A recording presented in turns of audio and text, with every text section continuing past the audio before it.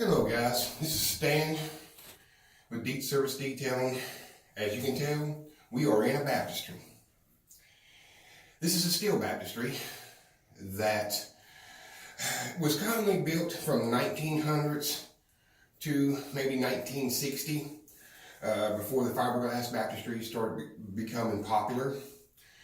And our job here today is to remove all the coating to get it ready for new paint. Basically, we got to sand, scrape, use a wire brush on a grinder to get rid of the rust. Yes, ideally, it would be best to sandblast this. And it's one of the things that I'm having a hard time trying to find someone to come in to sandblast these baptistries. And there's so much going on here in this industry that it's kind of hard to find people to come in and repair the fiberglass baptistries, to do plumbing work on any of the baptistries. And anyway, this is what we're bringing forth with our new website that is being launched, Baptistery Repair. And we're going to try to address all the issues that you as a church may have when it comes to working with these baptistries. As you can see, the rust in the floor over the years. The church's maintenance man may have put in layers of paint on the steel baptistries, and they start coming ugly, they start cracking, and start peeling. On top of that, a lot of these old steel baptistries have galvanized pipes with water, coming through, and some rust still may be in the lines. Kind of recommend that, you guys figure a way to get a filtration system on that to where it's filtering out the rust. So after anyone comes into your church to refinish your baptistry, you won't have problems with rust stains in the future. Anyway, there's so much to really discuss with all of these issues when it comes to these baptistries.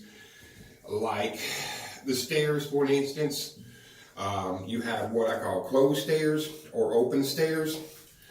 This baptistry here is actually an open stair. See, I can reach my hand way up underneath the step.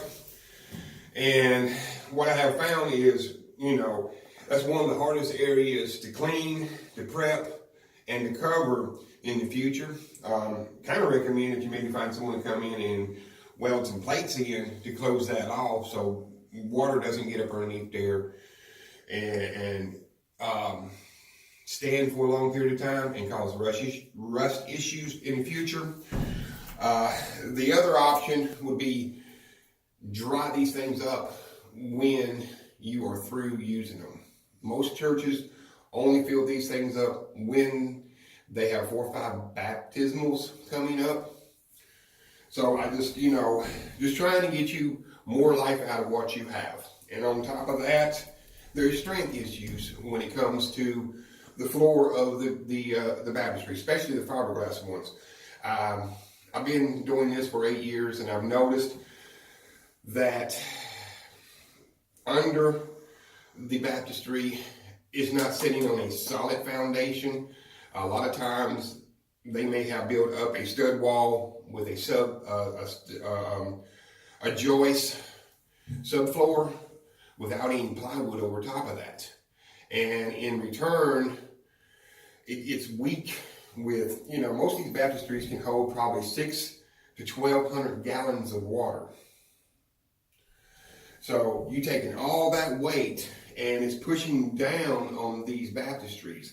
And if you don't have a solid foundation up underneath there, you can get cracks along the edge of the fiberglass baptistries. Anyway, stay tuned. Keep an eye out. I'm going to try to start putting out articles on a regular basis. I'm going to try to help every church I possibly can. I've had calls from Texas. Church down there had a concrete baptismal put in back when the church was built. They covered the concrete with fiberglass. Well, now the fiberglass is coming loose from the concrete and it's causing the church issues.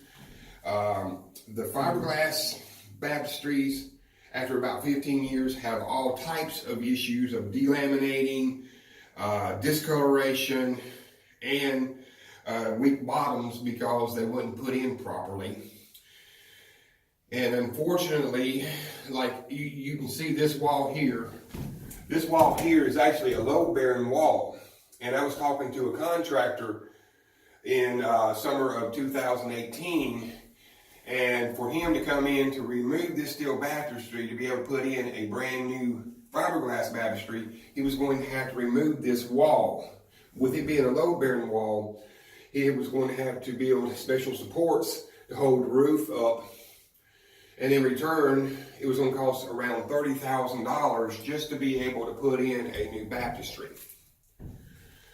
On top of that, I'm also reaching out to people who are interested in maybe doing repairs to these baptistries to help these churches out. And I'm not going to lie to you, this is a $7,000 job. I know some refinishers, I've talked to in forum groups and stuff, they're talking about not coming in and touching these things for less than $9,000. So you probably could spend anywhere between $5,000 and $15,000 having one of these repaired and brought back up to code to where you can get another 15 years out of it. Anyway, this is Stan, the baptismal man, signing off.